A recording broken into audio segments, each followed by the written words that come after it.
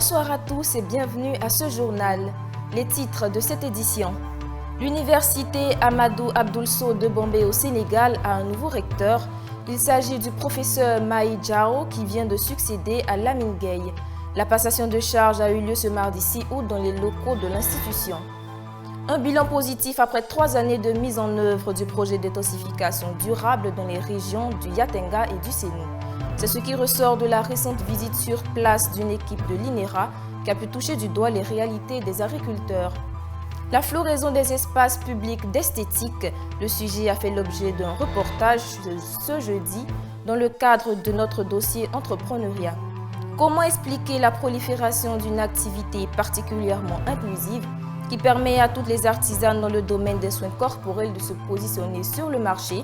L'élément vous sera proposé en fin d'édition, juste avant la tombola Selped.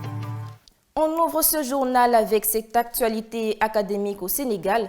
Un nouveau recteur a été installé à l'université Amadou Abdoul Sow de Bombay, à une centaine de kilomètres de Dakar, en la personne du professeur Maï Diao. C'était ce mardi 6 août au cours d'une cérémonie officielle de passation des charges avec l'ancien responsable de l'institution, Lamine Gueye. Les étudiants en ont profité pour exposer des besoins concrets au nouveau recteur, concernant notamment la construction de logements universitaires pour les 5000 inscrits et l'achèvement du restaurant du campus pour la prochaine rentrée académique. Les inscriptions pour l'année 2020 du programme de bourse de recherche de la Banque mondiale destiné aux étudiants doctorants et aux titulaires d'un doctorat africain ont été lancées. Les candidats auront jusqu'au 25 août pour faire valoir leur dossier pour ce programme qui s'adresse spécifiquement aux candidats de moins de 32 ans. Le programme de bourse de recherche de la Banque mondiale est une initiative créée en 2013 dans le but de renforcer les capacités de la nouvelle génération de décideurs africains dans des domaines clés tels que l'agriculture ou les stratégies de réduction de la pauvreté. La période des examens à grand tirage terminée, nous poursuivons donc avec les orientations pour les études supérieures. Entre les études à l'extérieur et sur le plan local, que choisir? Voici de quoi vous donner quelques idées avec cet extrait de l'émission Études supérieures en France, comment s'inscrire, présenté par Sissi Assita. Alors, quels sont les tuyaux d'orientation pour des étudiants en France?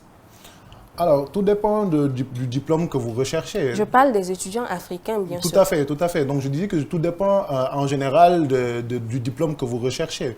Il y en a qui cherchent un diplôme universitaire, donc impérativement, ils cherchent une admission dans une université française. Et il y en a d'autres qui sont peut-être beaucoup plus... C'est pas un souci d'orientation, mais ils cherchent peut-être à être un peu plus opérationnels parce qu'on dit que les écoles de commerce forment les managers opérationnels ou le personnel, en tout cas opérationnel des boîtes. Donc, il y en a qui veulent tout simplement avoir un diplôme professionnel, donc tel qu'une licence professionnelle ou un master. Voilà. Dans les deux cas de figure, vous avez beaucoup de possibilités. Si vous optez pour les diplômes universitaires, vous avez la possibilité de faire le DUT ou le BTS, une licence, le master et après le doctorat. Donc pour les écoles spécialisées aussi, il y en a qui répondent aussi à cette hiérarchisation que je viens de faire, oui, mais il y en a d'autres aussi qui sont directement sur le système LMD, qui font licence, master et doctorat. Avant cette validation, quels sont les dossiers à fournir? Non, les validations de Campus France, je vous l'ai dit, c'est uniquement les bulletins qu'on vous demande, des bulletins de la seconde à la terminale. D'accord. Et le bac, s'il s'agit d'un bachelier, donc ils vous demanderont l'original du bac, que vous allez mettre sur la plateforme en ligne. Si c'est pour une licence ou un master aussi, ils vous demanderont de donner les justificatifs, voilà, l'attestation de réussite, les bulletins, tout ce qui prouve que vous avez pu valider vos années, donc jusqu'à atteindre voilà, le niveau où vous demandez l'admission.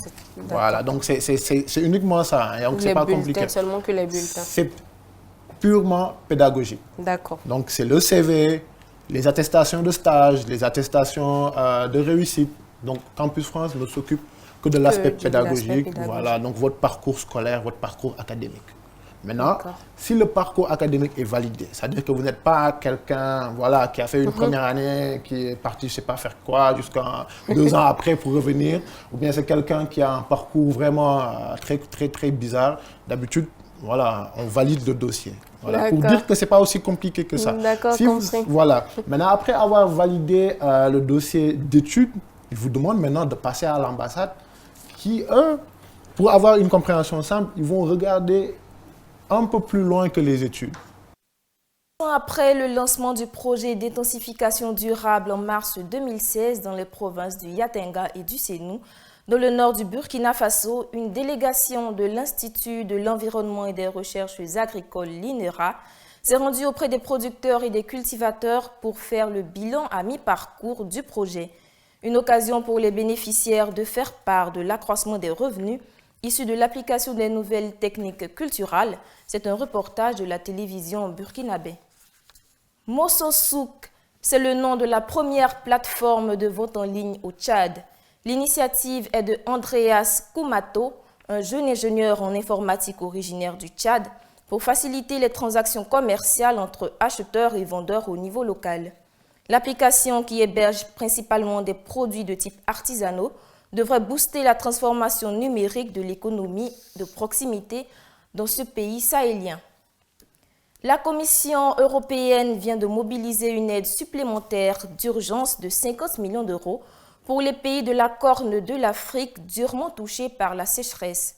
Cette nouvelle tranche d'aide porte à 360 millions d'euros la contribution de l'Union européenne depuis 2018 pour appuyer ces économies vulnérables à faire face aux fléaux qui menacent jusqu'à 13 millions de personnes en Somalie, au Kenya, en Éthiopie et en Ouganda.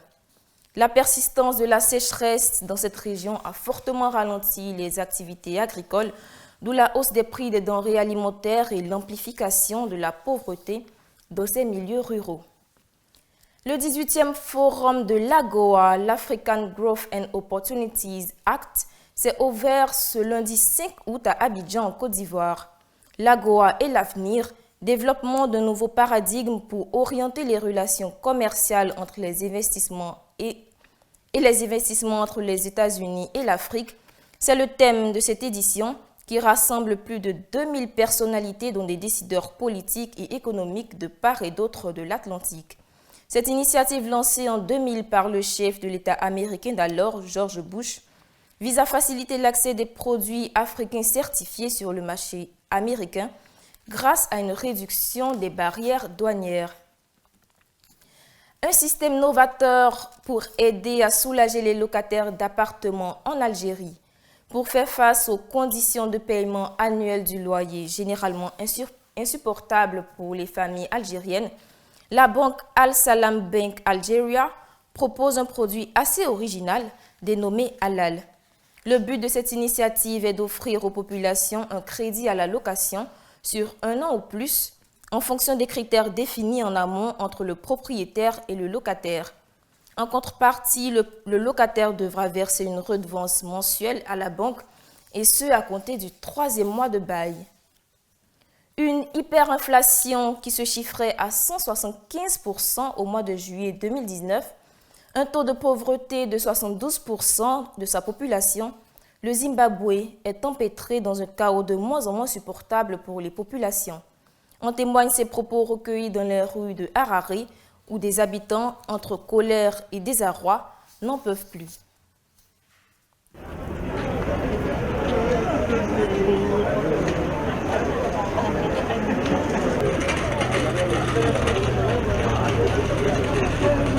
chingwa chiri kutatendora apa inini ndiri kutambira mari kana ndotemba ndiri kutambira ini na ndiri kukwanisa kuwana kana mari kuti ndikwanisa kutenga chingwa ivo kuti $10 ndiri kutambira $250. asi achida kuti kana zvataurwa ngazviteedzerwe sokutaurwa kwazvinenge zvaita sezvazvinenge zvaita zvotomomira mushe kana zvanzi takutenga nebhondi tese ngatitenge nebhondi yacho asi kungoona yusa yacho iri kuita sei futi ndo iri kutoshandiswa mumashops. This idea of depending on aid is not really how to build a country. Why should we be relying on aid when we've got all the resources? Retour à Abidjan pour cet autre micro-trottoir sur le logiciel. Qu'est-ce que c'est qu'un logiciel? À quoi sert-il? Les réponses des populations dans cet élément.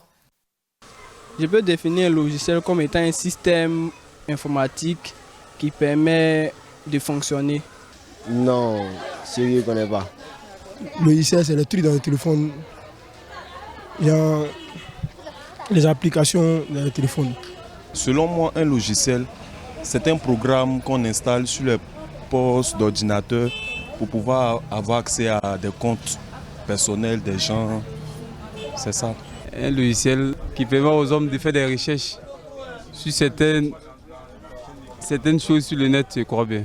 Bon, selon moi, un logiciel, c'est une forme d'application qui sont dans des ordinateurs, par exemple Word, Excel, qui permettent une meilleure exploration des fonctions de l'ordinateur. Parce que généralement, sans logiciel, on ne peut pas parler ou faire d'exploration d'ordinateur en quelque sorte. Il faut qu'il y ait des logiciels dans l'ordinateur pour pouvoir entrer des données, faire des tableaux, etc., pour pouvoir mieux travailler, quoi. C'est en cela que je parle de logiciel. Que nous dit le doc à propos de cette notion élémentaire? Que doit-on savoir du logiciel? Regardez.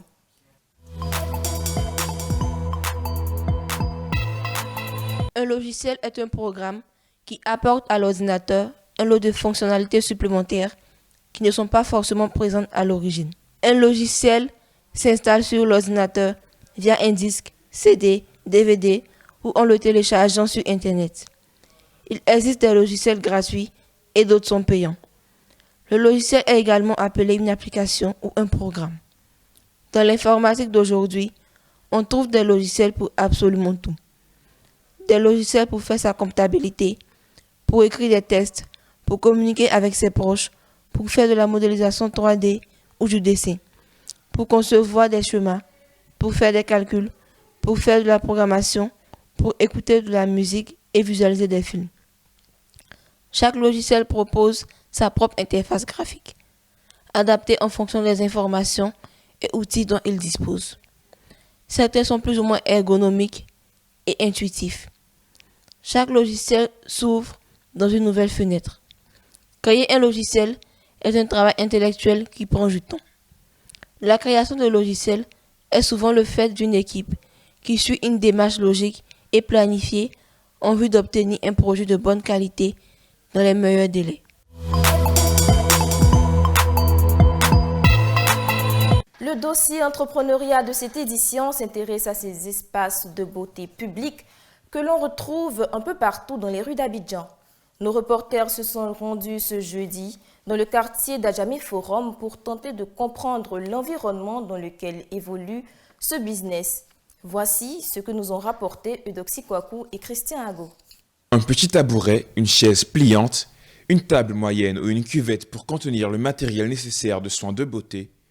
Cet équipement banal traduit toute la détermination de ces artisanes professionnelles du maquillage et de soins de beauté, qui désarmés face aux contraintes de l'environnement économique ont décidé de se réaliser dans l'informel. À côté des salons de coiffure en plein essor dans la capitale économique ivoirienne, ces installations précaires constituent des adresses de référence pour les Abidjanaises. Moins chères, rapides et parfois plus pratiques pour une population de plus en plus étranglée par la hausse fulgurante des coûts de la vie, ces espaces publics et de services esthétiques, s'il faut le définir ainsi, sont absolument en vogue à Abidjan, surtout dans les quartiers populaires où leur présence contribue à démocratiser l'accès aux soins esthétiques.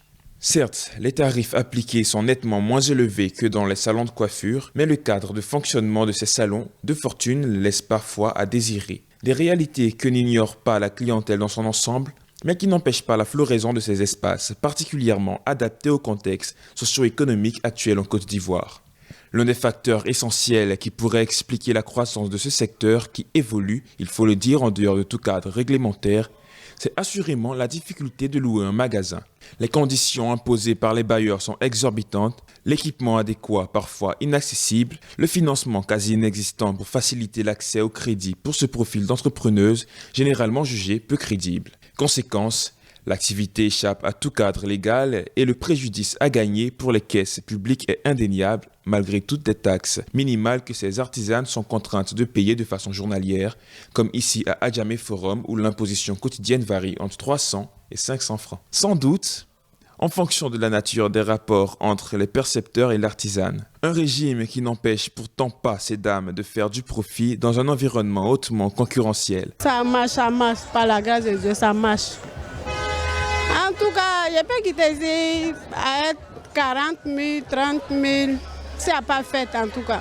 40 000, 30 000. Autre particularité de ce business, la présence de dames pas forcément issues de circuits de formation diplômante qui, grâce à cette ouverture structurante, peuvent elles aussi se faire valoir sur le marché de l'esthétique. Comme ça, un peu partout à Abidjan, le métier de professionnel de l'esthétique de rue connaît une poussée réelle grâce à son caractère inclusif et accessible. Une aubaine dont pourraient se saisir les autorités étatiques pour mieux encadrer le secteur et le rendre viable dans la mise en place d'une économie beaucoup plus intégrée et contributive des charges publiques.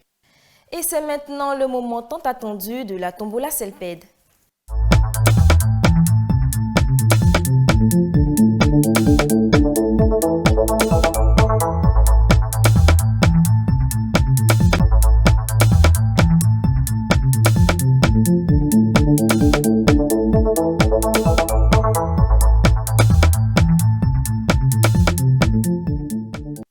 Comment jouer et tenter de remporter cette tombola? Regardez cet élément. Désormais, pour tous vos transferts d'argent, choisissez Selped Money. C'est la solution la plus simple et la plus avantageuse. Vous savez pourquoi? Tout simplement parce que ça marche avec tous les réseaux et en plus, c'est moins cher. Vous pouvez le vérifier vous-même par les grilles tarifaires. Avec Selped Money, votre argent sera payé quel que soit le montant et l'heure, grâce aux milliers d'agents agréés qui sont partout et les agents Selped Finance qui sont dans les principales grandes villes de la Côte d'Ivoire. Vous voulez bénéficier de ces avantages? C'est simple. Installez rapidement l'application Selped Money sur votre téléphone via Play Store ou App Store. Rendez-vous chez l'agent agréé ou dans une agence Selped pour créer et recharger votre compte et envoyer de l'argent à qui vous voulez partout en Côte d'Ivoire, quel que soit son réseau. Ce n'est pas tout. Vous pouvez même gagner beaucoup d'argent grâce à la tombola Selped Money. Ah oui, pour cela, gardez soigneusement le code tombola de la carte prépayée Selped Money qui a permis de recharger votre compte ou votre numéro de transaction. Téléchargez gratuitement sur votre téléphone l'application de la Web TV 2EF TV sur Play Store ou App Store pour suivre le tirage au sort qui se fait chaque soir à 19 h sur cette télé. Votre numéro peut être tiré au sort et vous pouvez gagner gros. Selped Money, c'est moins cher et ça marche avec tous les réseaux. Pour effectuer tous vos transferts d'argent, rendez-vous chez l'agent agréé Selped ou dans l'agence Selped la plus proche. Contact 22 41 55 85 ou la liste des agences et agents agréés sur www.selpedfinance.com. Nous passons maintenant au tirage de la tombola. Qui sera l'heureux gagnant du jour? Le tirage est en cours.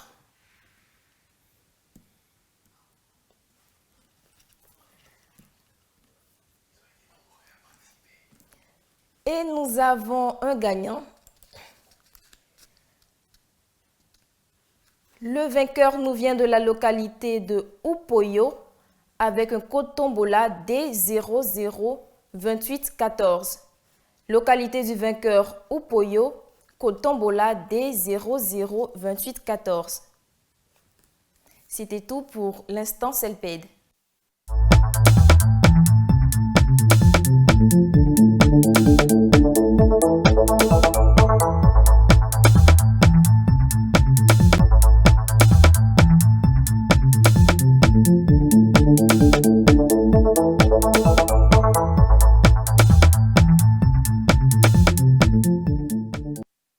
Et pour terminer, un point sur les taux de change du franc CFA, zone Afrique de l'Est sur le marché des devises.